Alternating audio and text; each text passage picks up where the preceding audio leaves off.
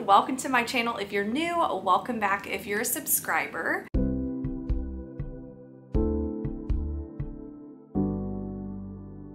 In this video, I will be sharing my reading experience of Riley Sager's new release, The Only One Left. And I wanted to document my experience reading this one because this was my most anticipated book for the year.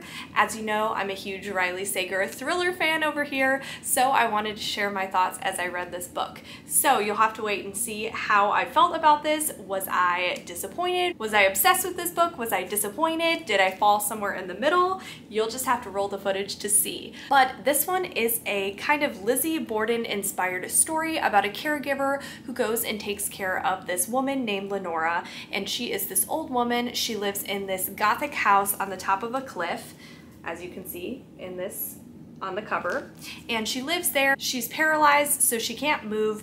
The only thing she can really move is her right hand, I believe. I can't remember if it's right or her left hand, but one of her hands, and she is communicating to the new caregiver what actually happened and telling her side of the story. So she's using her typewriter, and this takes place in the 80s, and it flashes back to the early 1900s when Lenora was a teenager. Hi, I'm so excited. I just got The Only One Left by Riley Sager, and I forgot this was the release day for this.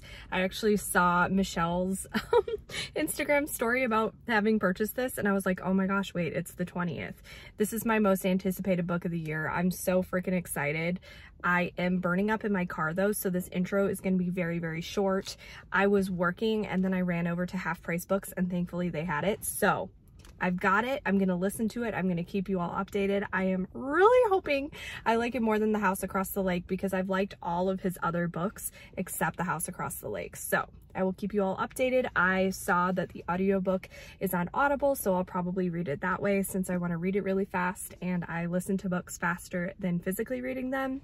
But I have Patreon sprints tonight, so I'll definitely be reading this tonight. It's kind of hard though because I'm in the middle of another book and I might want to finish that first. I'm so torn. I'm reading Things We Do in the Dark by Jennifer Hillier, so I might have to first finish that and then start this, but we'll see.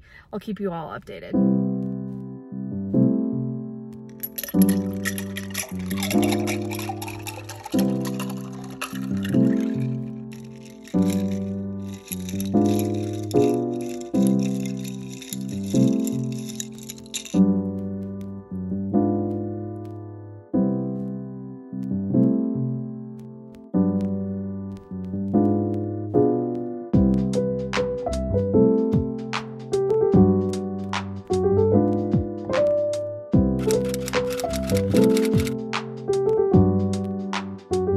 Hello, I am here for an update. I started The Only One Left by Riley Sager, and I'm so excited. So this one, I know I was saying in my previous clip that I was hoping it would feel a little more gothic, a little more horror, and I can't really say that it feels horror yet, but the setting is definitely gothic, and I knew that going into it, but just reading it made me smile because that's like my favorite setting that he writes.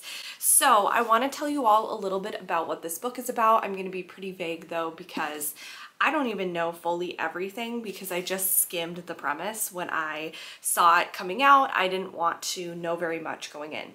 So this one is about this caretaker, and she was suspended from her job and now has her first job back in the caretaking business because of an incident that happened, and she looked really guilty. And so she is assigned to this woman who lives in this, basically in this mansion. Let me show you the cover. It's this mansion on this cliff, and this woman was accused of murdering her family when she was young. And basically she has had a series of strokes, so she can't talk anymore, and she only communicates through her typewriter. And so she's going to be a caretaker for this woman, and naturally this character is nervous because she's like, oh my gosh, am I going to take care of a murderer? But she doesn't have many options because of what happened in her own life. And so it's basically a suspicious character going to take care of another suspicious character. And so far we've just gotten a little backstory on Kit, that's the name of the main character, and she ventures up to this big mansion, and it was so atmospheric reading about this mansion, how she's going up this cliff and the water's around, and she's going in and the mansion's kind of falling apart. And oh my gosh, I just want to live in this mansion basically. I know I just said it's falling apart, but it was made I think in like 1919. So it's an old mansion and it's gloomy, and when she enters the house there's like this grand staircase, and I just can imagine it really, really well. So I'm enjoying it so far. The character hasn't even met the woman, Lenora, yet, but she's met like the people who work for Lenora, and I think she's about to meet her. And the last chapter I got to, which was 4, at the end of it, it says, Lenora's oil-painted eyes seem to follow us as we pass. So this reminded me of a memory from when I was a kid. I went to this camp. It was this French camp, and it was in this older building with a ton of oil paintings.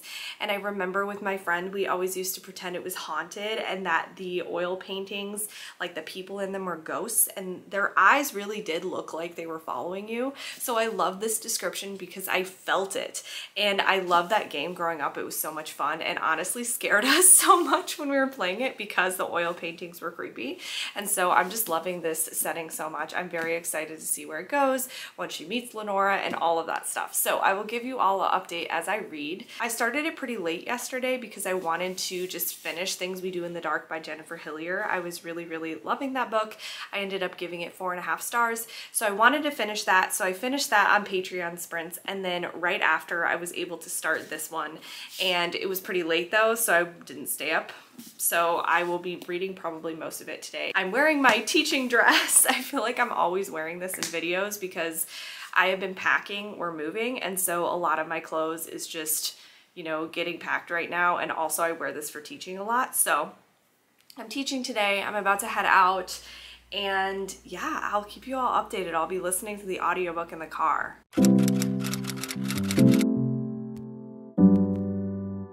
Hello, I just got out of the shower, thus the hair situation, but I wanted to give you all an update on The Only One Left by Riley Sager.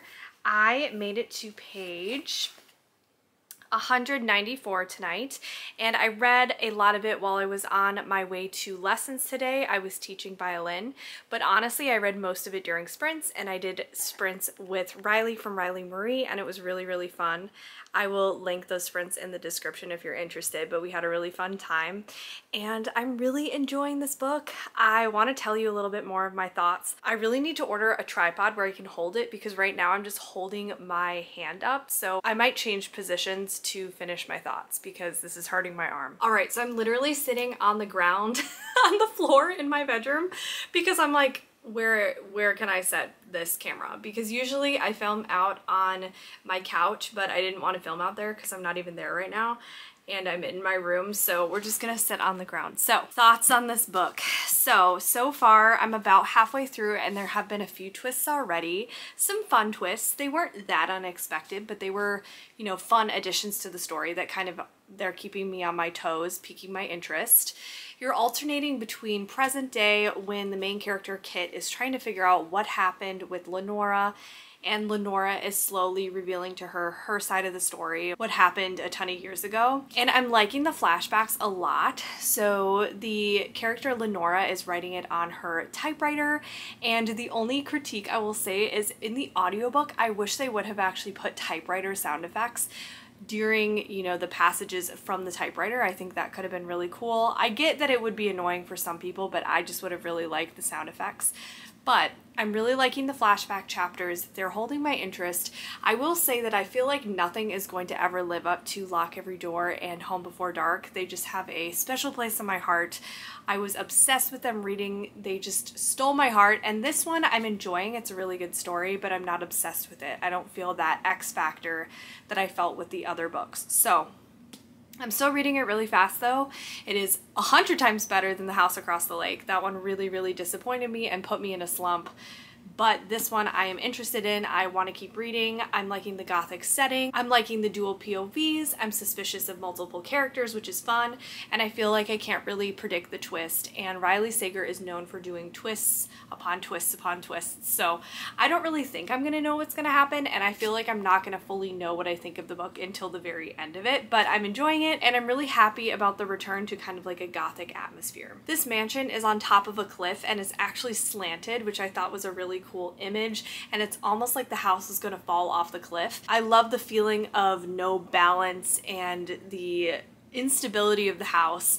It adds for a really good atmosphere, and I'm also enjoying this narrator. I don't feel overly attached to the narrator, but I do care about the narrator, which is important, because in The House Across the Lake, that narrator was driving me crazy. I did not like that narrator, whereas this narrator I do care for. This book also deals with the is it paranormal or is it not trope, which is a fun addition to a Riley Sager book. And yeah, those are my thoughts so far. I'm hoping to definitely finish it tomorrow, and I should be able to. I have a bunch of lessons I have to drive to, so I'll be able to listen to short passages from it when I'm doing that, and then also I should be able to just listen to the rest of it at night, but I'm enjoying it. I'm liking it. I'm predicting that this will be about a 4 to 4.5 star. I don't think it's going to be a 5 star, but we'll just have to wait and see. I am very curious to see how it ends, where the story goes. I'm intrigued.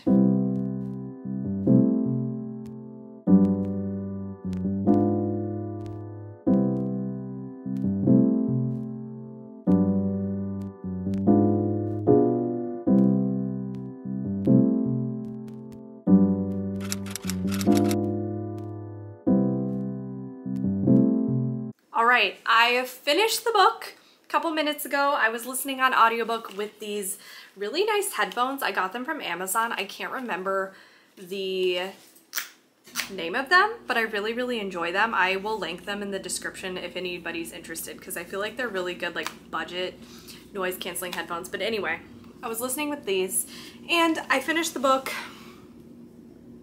And I have some thoughts, and I feel like I'm gonna have to film like another vlog clip tomorrow after I let my thoughts simmer, because sometimes after I finish a book, I don't really know fully how I feel about it, and I feel very, very mixed about this book.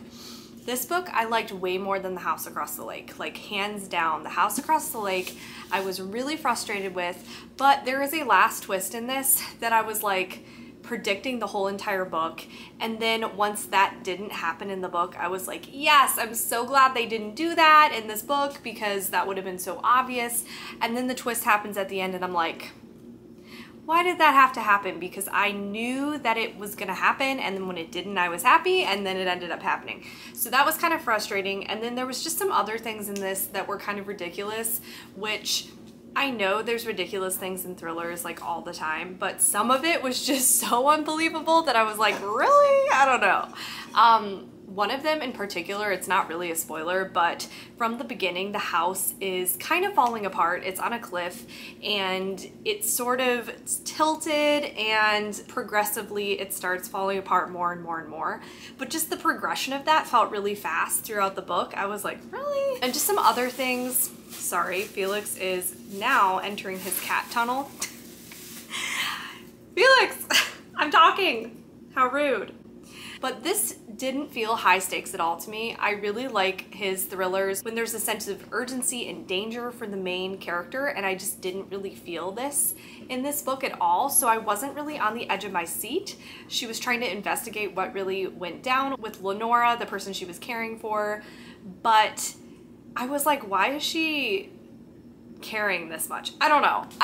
That kind of annoyed me. And then the setting was really cool. Like, I love the setting, but then it lacked the creepiness that some of his other books have, specifically Lock Every Door and Home Before Dark. So this one didn't feel creepy. I was seeing in some of the reviews that some people were saying the atmosphere was really eerie, and I do think the atmosphere was really good. Like, don't get me wrong, I liked it. And in the beginning it was eerie, but throughout it just didn't have that eeriness factor that I really like. So this book is feeling like a 3.5 or 4 stars for me, which is a disappointment because I was really, really hoping that this one would be creepier. And this felt a lot more like a family drama because you're learning about Lenora in the past and what happened with her family and the history with all of that. So that is one thing I really liked. I did like the flashbacks, or the chapters where she is explaining on the typewriter like what happened to her. As you can see, there's typewriter font here. I enjoyed that aspect, I really did, and I was the most interested in what happened in the past. But I will say, in typical Sager fashion, there are lots of twists, lots of whiplash twists. Some of them I liked more than others. There were definitely some that I enjoyed and didn't predict. And then, like I said, the very last twist I really didn't like. And then I felt like there was a couple too many twists for them to keep having as much impact, if that makes sense. So these are my thoughts tonight. I'm really fast. I read it really fast. I'm very curious to see what other people think of this one. I feel like I just need another Home Before Dark and Lock Every Door, and I don't know if I'll get that, but yeah, those are my thoughts for now. All right, I am back. It's been a few days since I finished the book, and I have some more thoughts that I forgot to share. I do want to say that the more days I've sat thinking about this book, I've decided that I do want to keep it a 3.5 star rating, but bump it up to 4 stars on Goodreads. It's kind of in the middle between a 3.5 and a 4 star. I'm still kind of mixed. I thought I would have a clearer opinion, but I think my opinion is that I liked a lot of things in here, but it just felt so familiar. It felt very familiar to other books and stories I've read. Specifically, it reminded me a lot of the TV show The Haunting of Bly Manor, which is inspired by The Turn of the Screw, which also, a Ruth Ware book, The Turn of the Key, is inspired by that as well, and it gave me those vibes a lot too. So it just felt so familiar. I felt like I was sort of reading that kind of story again, so I think that's part of the reason why I didn't love it, because I was like, I kind of know the characters in this book, and I'm connecting them to the other stories that I've read before. And like I said before, the stakes just weren't high enough. It really read more like a mystery and less of a thriller. And the last thing that I said before is I did not like the last twist, and I felt like there was too many twists. So those are my final thoughts on this book. I still enjoyed my reading experience with this. I just am sad that it wasn't a new favorite Riley Sager. Like I said in my last clip, you know, it does not live up to the hype. And I'm scared that his books may start feeling like this from now on. I'm scared I won't be able to have the high of Lock Every Door and Home Before Dark again, and that makes me really sad. And so, ending on a sad note, I guess, like a little bit of a sad note, because I'm like, will I ever get books that really hit me the same way from Riley Sager as those two? So anyway, I think I might do an updated ranking of all his books. Let me know if you want that in the comments. And if you've gotten this far, leave a knife emoji in the comments. All right, let me know what you thought of this book in the comments, and I will talk to you all very soon. Bye.